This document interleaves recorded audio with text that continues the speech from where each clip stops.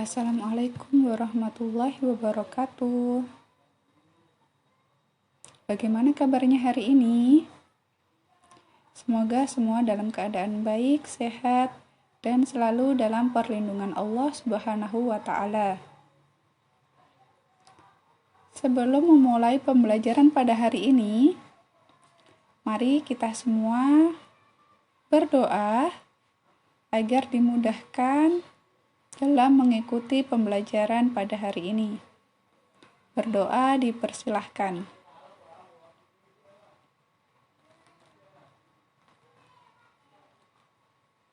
Selesai. Sebelumnya, apakah ada yang masih ingat dengan pembelajaran pada minggu lalu atau pertemuan sebelumnya? Kita membahas tentang apa? Kita membahas tentang teori dasar tentang nyeri, berikut tentang pengaruh fisiologi dan patologisnya pada nyeri, dan juga komponen-komponen pada nyeri. Dan berikut, pada hari ini kita akan membahas tentang tes dan pengukuran fisioterapi, khususnya pada pengukuran nyeri. Langsung saja, untuk sebelumnya sudah Ibu sampaikan pada rencana pembelajaran semester untuk pertemuan yang awal dulu ya. Itu waktu kita kontrak perkuliahan, itu membahas tentang gambaran umum, tes dan pengukuran fisioterapi. Lalu selanjutnya diikuti dengan konsep dasar pengukuran range of motion atau ROM, dan prosedur pengukuran range of motion. Yang keempat, pertemuan keempat, validitas dan reliabilitas tentang pengukuran ROM. Lalu untuk pertemuan yang sebelumnya lagi, kita membahas tentang dasar teoritis nyeri, komponen-komponen nyeri, pengaruh fisiologi dan patologi dari nyeri, dan diikuti dengan UTS ya, untuk mengukur kemampuan dan pemahaman kita tentang pembelajaran sebelumnya atau pembelajaran yang sudah kita diskusikan, kita belajari bersama-sama. Pada pertemuan kali ini kita membahas tentang pengukuran nyeri dan diikuti tentang beberapa topik lainnya yang akan dibahas di pertemuan berikutnya pada kesempatan berikutnya.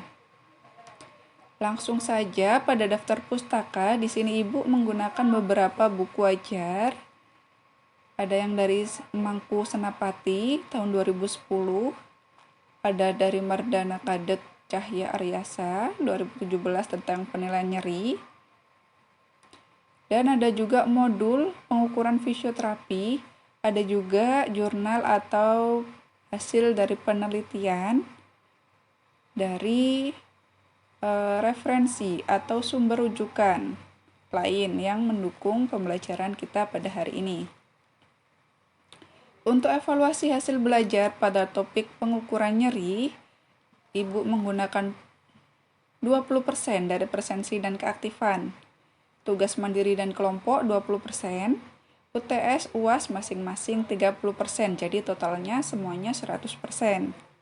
Sampai di sini apakah ada yang keberatan atau ingin mengajukan evaluasi belajar kita pada hari ini? Kalau tidak ada, berarti Ibu anggap untuk setuju semua dan diharapkan bisa mengikuti pembelajaran pada hari ini dengan semaksimal mungkin. Perlu diketahui sebagai catatan, sebagai tambahan, sebagai pemberitahuan, untuk partisipasi kelas akan membantu dalam mengangkat nilai yang kurang. Jadi untuk presensi dan keaktifan di dalam kelas itu bisa menunjang dan mengangkat nilai-nilai yang kurang. Jadi harap dimaksimalkan sebaik mungkin kesempatan yang ada. Lalu langsung saja kita masuk dalam pembahasan pengukuran nyeri. Yang pertama dari tujuan pembelajaran. Di sini Ibu bagi menjadi 2 tujuan. Yang pertama tujuan instruksional umum. Diharapkan mahasiswa mampu melakukan dan menjelaskan tes dan pengukuran kuantitas nyeri serta menginterpretasikan hasil pemeriksaan. Untuk tujuan yang kedua, instruksional khusus. Yang pertama, mahasiswa mampu mempersiapkan alat dan pasien untuk tes dan pengukuran kuantitas nyeri. Untuk yang kedua, mahasiswa mampu memberikan instruksi dan melakukan tes dan pengukuran kuantitas nyeri dengan langkah-langkah yang benar atau dengan sesuai dengan prosedur yang sudah dipelajari bersama-sama ya.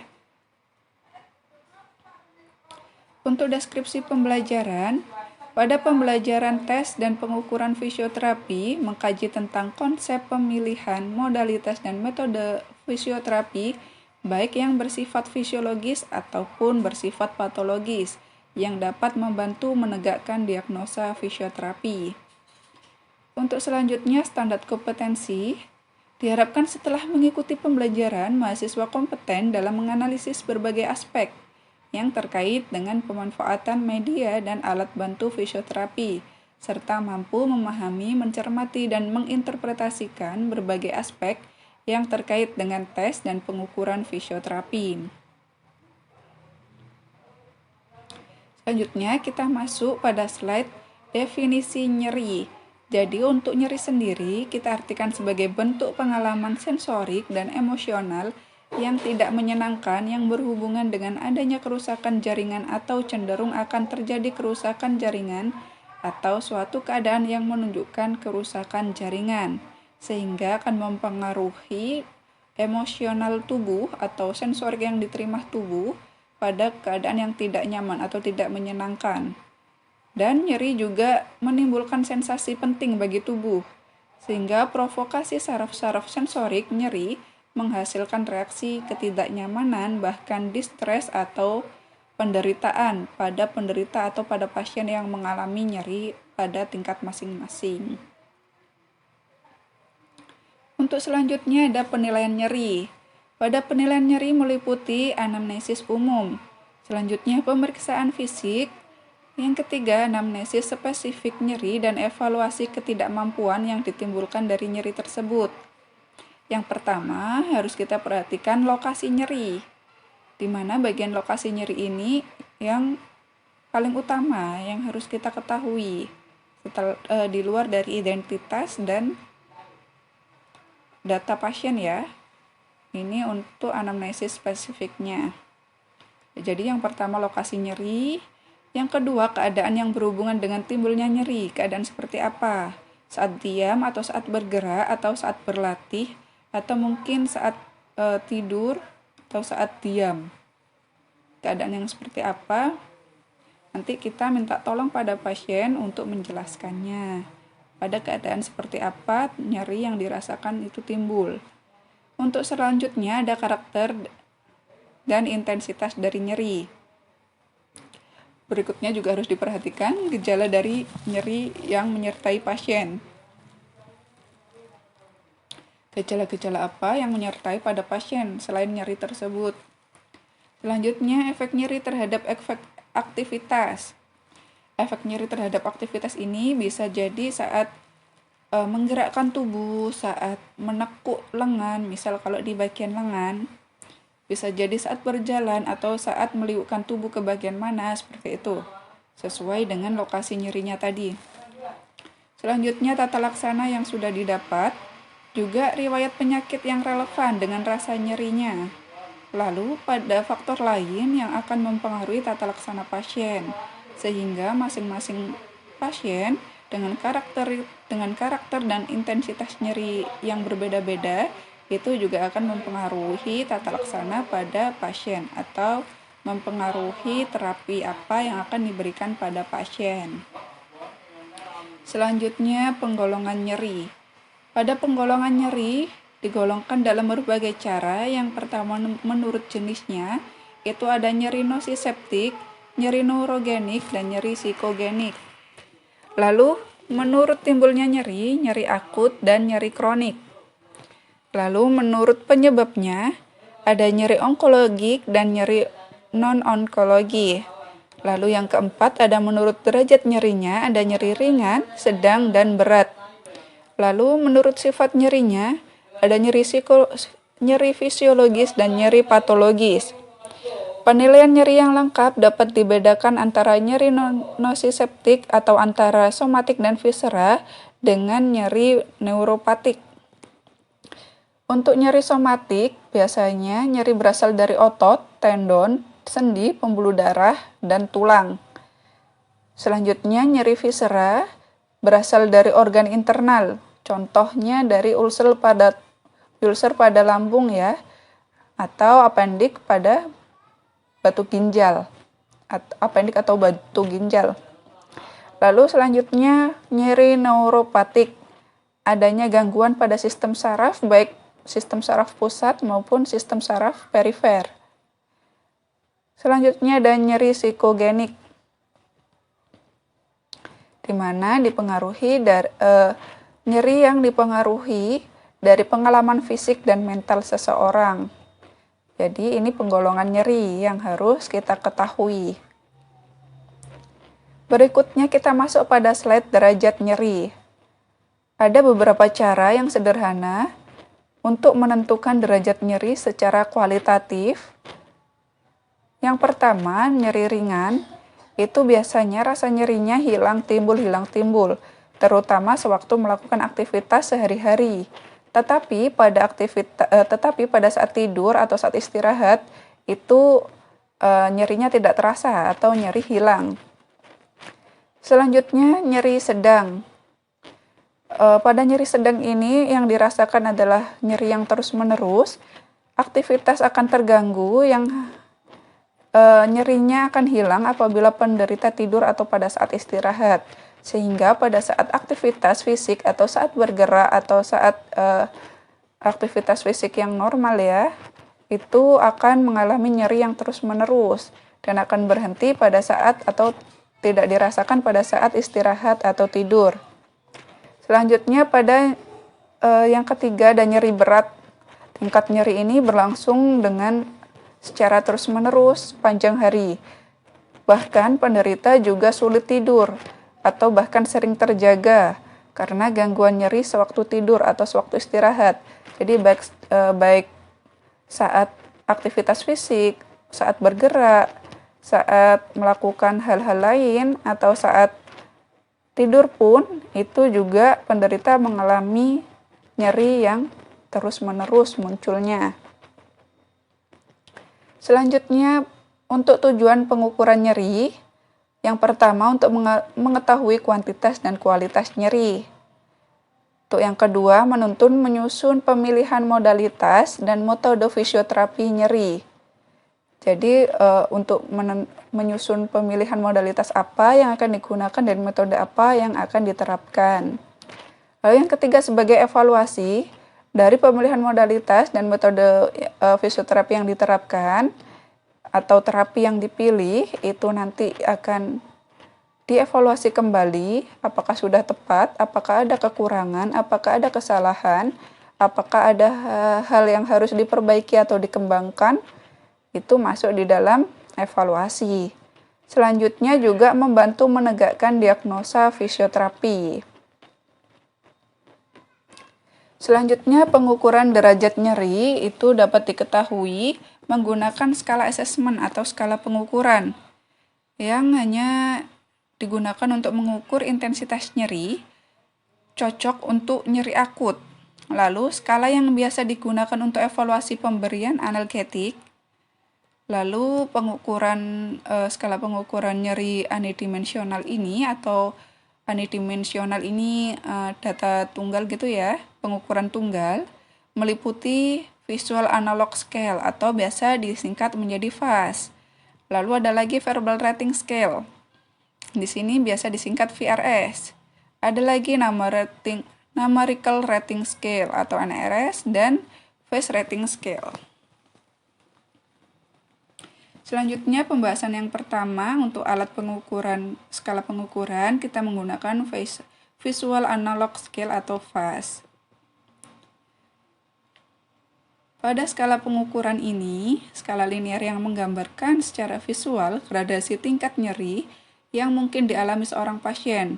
Rentang nyeri diwakili sebagai garis sepanjang 10 cm dengan atau tanpa tanda pada tiap sentimeternya. Untuk tanda pada kedua ujung garis ini dapat berupa angka atau pernyataan deskriptif. Jadi bisa kita lihat pada gambar berikut, gambar garis yang atas ini itu termasuk pada rentang skala rentang nyeri yang garisnya tanpa tanda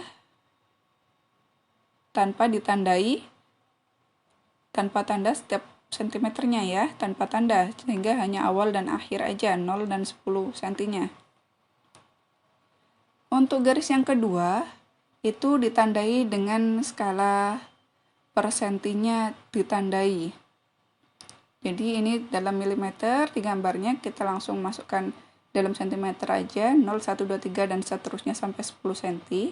Dimana untuk 0 sendiri, itu menunjukkan tidak nyeri atau tidak terasa nyeri.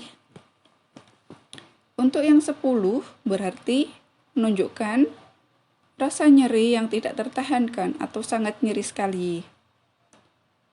Dah ya, ini adalah VAS secara gambaran umum VAS secara sederhana untuk pasien dan untuk fisioterapi secara sederhana ya.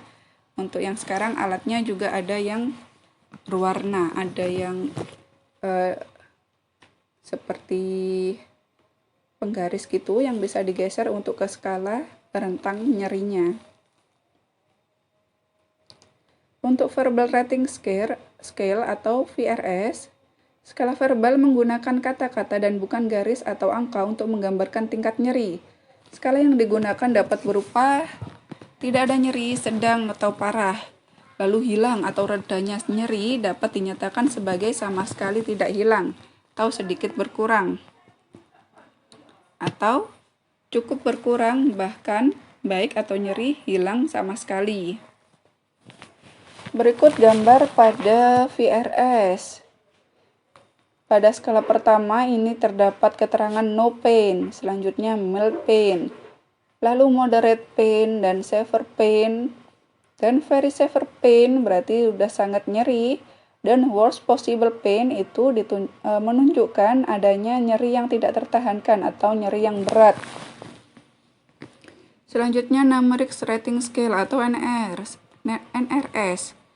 dianggap sederhana dan mudah dimengerti, sensitif terhadap dosis, jenis kelamin, dan perbedaan etnis. Alat ini lebih baik daripada VAS terutama untuk menilai nyeri akut. Namun juga ada kekurangannya, misalnya keterbatasan pilihan kata untuk menggambarkan rasa nyerinya. Pada gambar di bawah ini ada rentangan angka 0 sampai 10. Untuk angka 0 ditandai dengan keterangan no pain, menunjukkan no pain ya. Angka 5 menunjukkan moderate pain atau nyeri sedang. Lalu yang 10 worst possible pain, nyeri yang tidak tertahankan atau nyeri yang berat ya. Jadi pada skala ini rentangan 0, 1, 2, 3 berarti no pain atau agak agak nyeri, sedikit nyeri seperti itu ya. Lalu 4, 5, 6 masuk ke dalam skala rentangan moderate pain atau nyeri sedang. Sedangkan 7, 8, 9, 10 ini mulai nyeri yang terasa atau bahkan ke rating yang berat ya, ke skala yang berat dan tidak tertahankan. Untuk selanjutnya ada Face Rating Scale. Biasanya alat ini digunakan pada pasien dewasa dan anak-anak di atas usia 3 tahun yang tidak dapat menggambarkan intensitas nyerinya. Yang tidak dapat menggambarkan intensitas nyerinya dengan angka, jadi bisa memperhatikan dari simbol atau ekspresi wajah dari face rating scale-nya. Misal dari gambar ini pada scale 0 atau ada keterangan tidak sakit ditunjukkan dengan ekspresi wajah yang senyum, yang masih segar, tidak merasakan sakit sama sekali.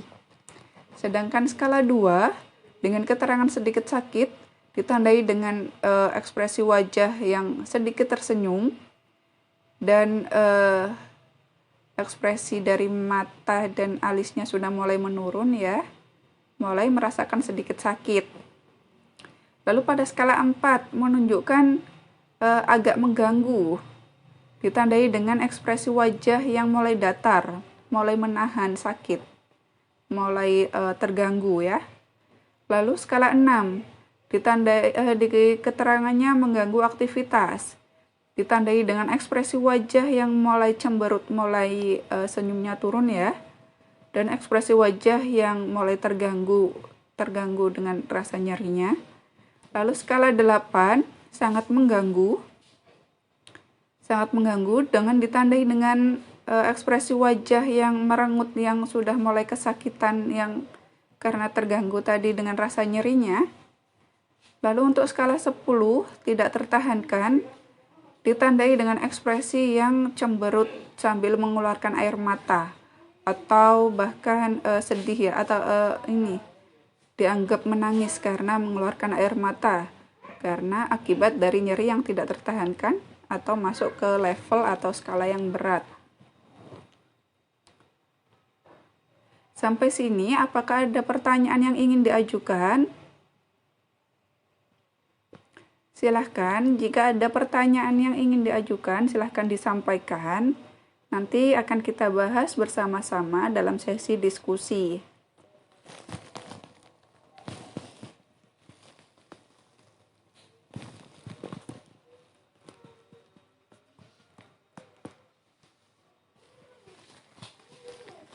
Untuk selanjutnya, jika belum ada pertanyaan,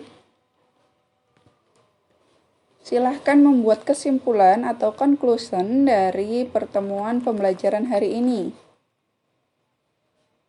Untuk membuat kesimpulan, silahkan dicatat, boleh di buku tulis ataupun di notebooknya, sesuai dengan pemahaman dan bahasanya masing-masing, yang mudah dimengerti.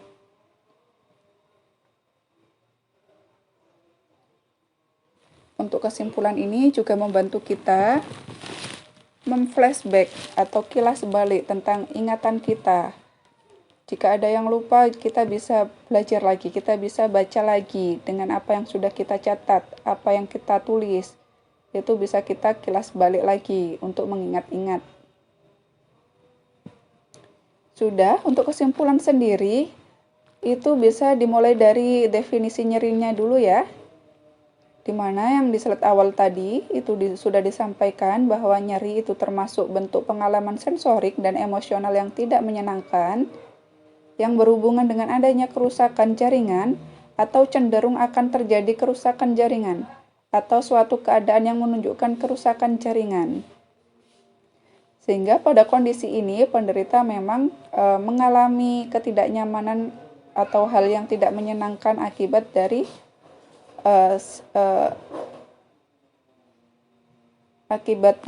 ini ya, nyeri yang ditimbulkan, sehingga mengganggu emosional dan pengaruh dari sensoriknya. Untuk selanjutnya ada penilaian nyeri yang merupakan hal yang penting ya untuk mengetahui intensitas dan menentukan terapi yang efektif, terapi yang akan digunakan pada pasien tersebut, seperti itu. Untuk selanjutnya ada derajat nyeri yang tadi kita golongkan secara sederhana menjadi ringan, sedang, dan berat. Ada juga yang digolongkan dengan berbagai cara, bisa menurut jenisnya, menurut timbulnya nyeri, menurut penyebabnya, menurut derajat nyerinya. Itu untuk penggolongan derajat nyerinya. Lalu untuk cara mengukur dari nyeri, itu ada beberapa cara untuk membantu mengetahui menggunakan skala asesmen nyeri yang meliputi apa tadi? Yang pertama menggunakan alat yang bernama VAS atau apa kepanjangannya VAS? Visual Analog Scale. Lalu untuk yang kedua, VRS atau Verbal Rating Scale ya. Masih ingat ya? Lalu untuk yang ketiga, NRS atau Numeric Rating Scale. Dan yang terakhir, Face Rating Scale. Sudah? Jadi fungsinya untuk kesimpulan juga mengingat-ingat lagi, mengkilas balik lagi apa yang sudah kita pelajari, apa yang sudah kita didiskusikan, apa yang sudah kita bahas, apa yang sudah kita praktekkan, kita ajarkan gitu ya. Itu untuk kilas balik. Jika ada terjadi kelupaan, kita bisa membaca ulang. Sudah, apakah sudah menulis kesimpulan semua, membuat conclusion semua?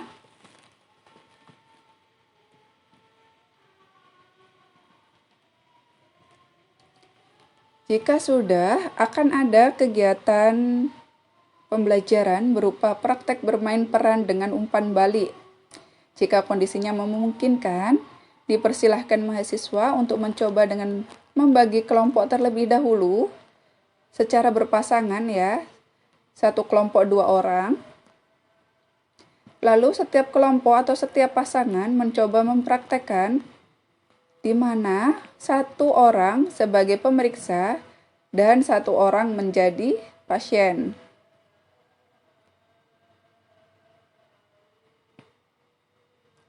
Sudah? Silahkan dipraktekkan, lalu setiap mahasiswa paling sedikit berlatih 1 kali. Kalau bisa lebih dari itu. Untuk memantapkan atau mematangkan dari praktek yang sudah dipelajari ya. Untuk di bawah ini gambar dari Visual Analog Scale.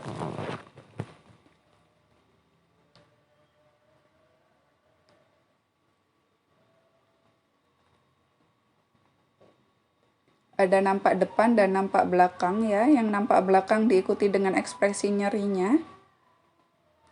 Berikut ada penuntun atau prosedur dalam praktek itu. Praktek yang sudah berpasangan, satu kelompok 2 orang ya. Pada praktek ini menggunakan alat yang bernama VAS tadi. Untuk langkah atau prosedur pemeriksaan, yang pertama, menjelaskan kepada penderita atau pasien tentang tujuan pengukuran yang akan dilakukan.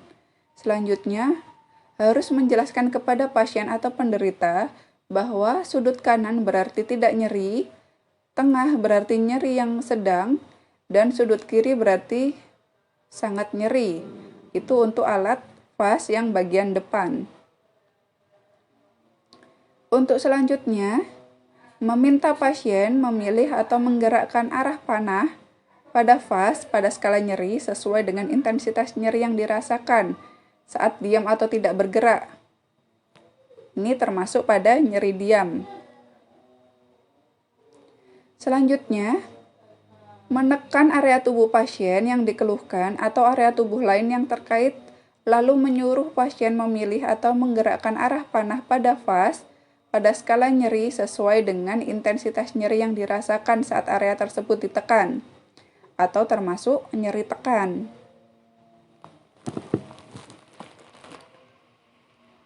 Selanjutnya, menggerakkan area tubuh pasien yang dikeluhkan atau area tubuh lain yang terkait, lalu menyuruh pasien memilih atau menggerakkan arah panah VAS pada skala nyeri sesuai dengan intensitas nyeri yang dirasakan saat digerakkan oleh pemeriksa. Ini termasuk pada nyeri gerak. Jika sudah melakukan penindakan nyeri diam, nyeri tekan, dan nyeri gerak, setelah itu mencatat dan menginterpretasikan makna nyeri yang dinyatakan oleh penderita atau pasien dengan membandingkan alat ukur nyeri yang tersedia di bagian belakang VAS. Di mana tadi di bagian belakang VAS menunjukkan adanya ekspresi dari nyeri. Sudah? Jika sudah, hal ini bisa dipraktekkan secara bergantian. Jika perlu pengulangan, silahkan diulangi terlebih dahulu. Jangan lupa sambil diingat-ingat bagaimana prosedurnya dan penggunaan alat fas.